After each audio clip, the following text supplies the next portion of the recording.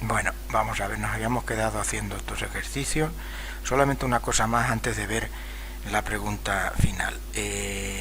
A veces cuando se calcula uno de estos límites, el resultado pues no sabemos cuál es lo que se llama una indeterminación. Esta es la siguiente pregunta, de la cual solamente nos interesa este apartado. Fijaros, cuando yo calculo el límite cuando x tiende a 3 de este cociente, arriba me da 5, abajo 70 y se puede calcular, pero a veces cuando sustituyo, como aquí, menos 2 al cuadrado 4 menos 4, 0, y abajo me da 0 también. Estos paréntesis que aparecen aquí, en lugar del 0 a secas, es para que tengáis en cuenta que esto no es un 0 absoluto.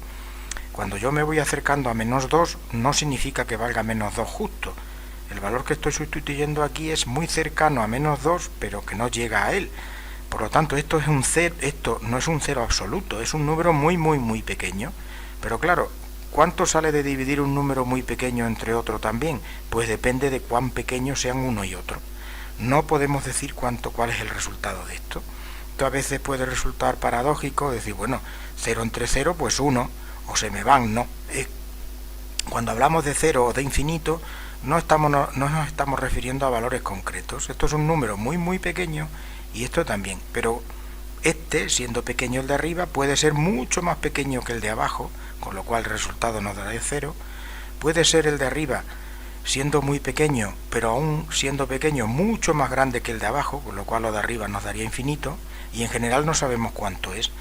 A veces estas indeterminaciones, como 0 partido por 0 o infinito partido de infinito, se pueden resolver. Por ejemplo, aquí basta con, esto lo recordaréis del año pasado, basta con descomponer en factores lo de arriba, que es una suma por diferencia, y descomponer en factores el polinomio de abajo con Ruffini.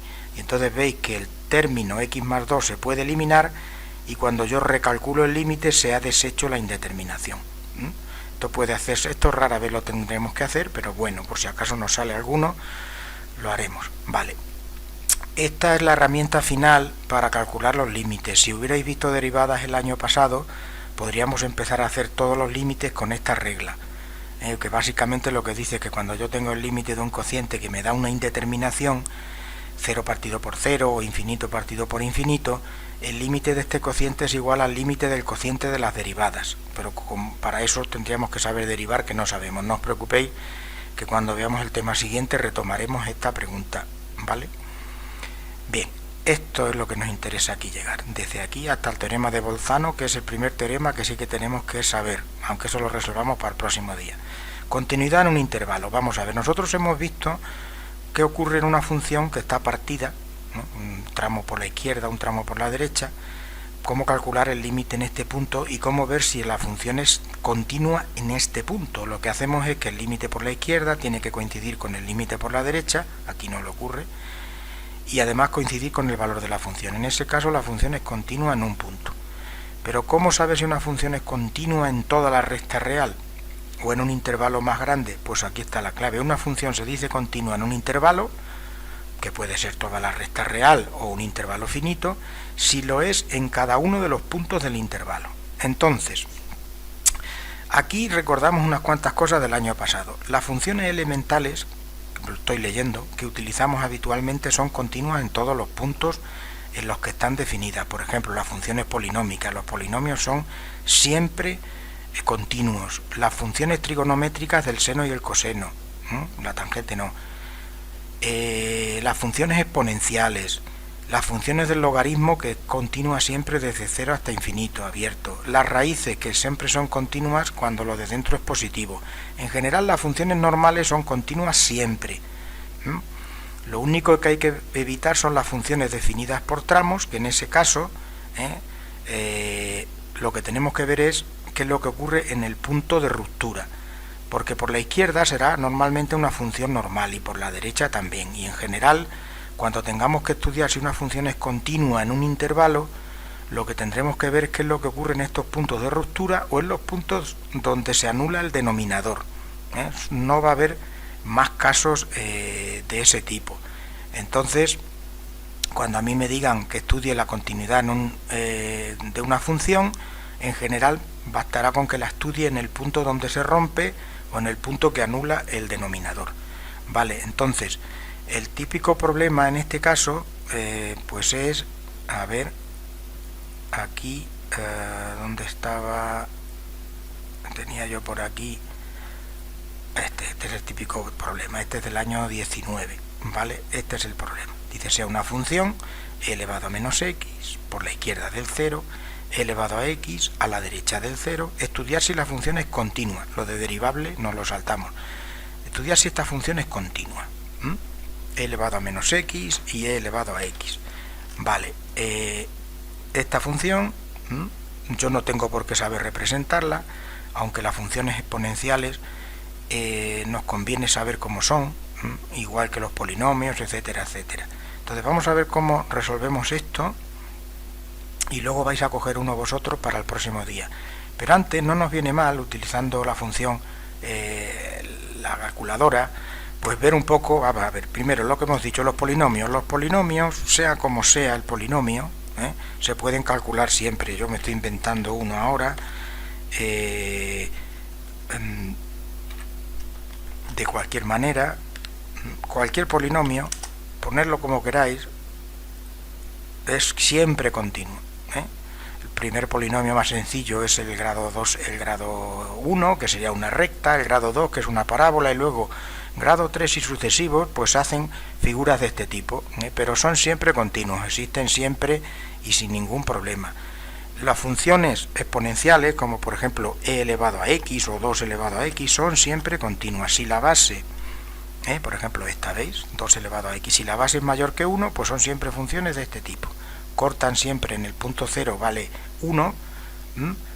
Esto es porque, a ver si yo lo pongo un poquito, ahora ya se ve, siempre en el punto 0 valen 1. Si, a ver, si en lugar de ser 2 elevado a x, pues es 5 elevado a x, lo único que hace es que va un poco más deprisa.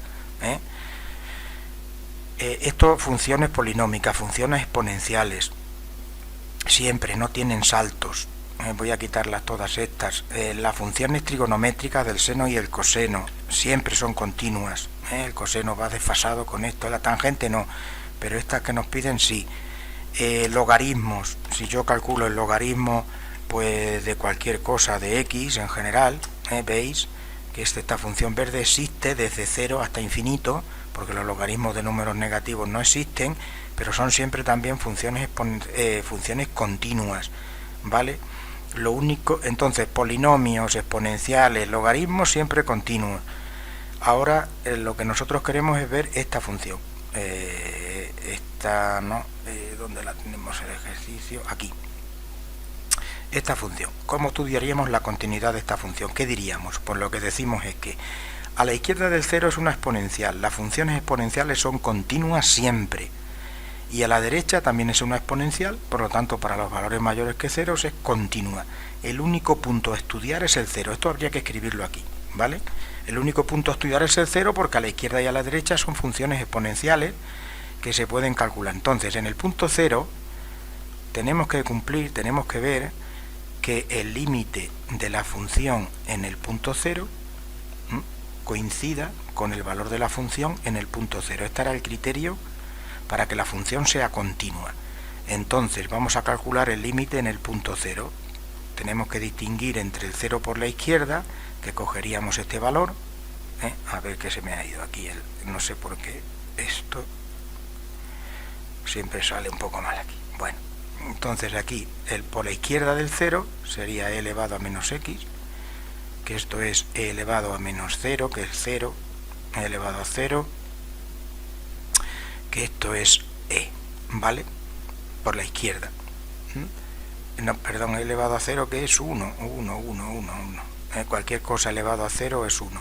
Este es el límite por la izquierda. Y el límite por la derecha, cuando me acerco a 0 por la derecha, pues cogemos esta función, que también es e elevado a 0, que es 1. Entonces coinciden el límite por la izquierda y por la derecha, y el valor de la función en el punto 0, el valor de la función en el punto 0 lo calculamos con esta expresión de aquí abajo, que es e elevado a 0, que es 1. Entonces, ¿qué decimos? Pues que la función es continua en el punto 1, porque el límite por la derecha coincide con el límite por la izquierda. Aquí el límite en el punto 0 ya existe, porque coinciden los dos, y coincide con el valor de la función en el punto 0, que es 1. entonces la función sería continua. Si nosotros representamos esto, la función lo vamos a poder ver aquí bien claramente. Vamos a ver, lo vamos a representar por aquí. Sería, la función es cuando la x es menor que 0, cuando la x es menor que 0, la función es e elevado a x. A ver si me deja introducir esto, e elevado a menos x, y aquí es e elevado a x. Creo que me deja introducir directamente la e, pero bueno, sí, pues esto es, esta es la función. ¿Veis lo que pasa? La exponencial e elevado a menos x es de este tipo, seguiría por aquí, y la exponencial e elevado a x pues de este tipo.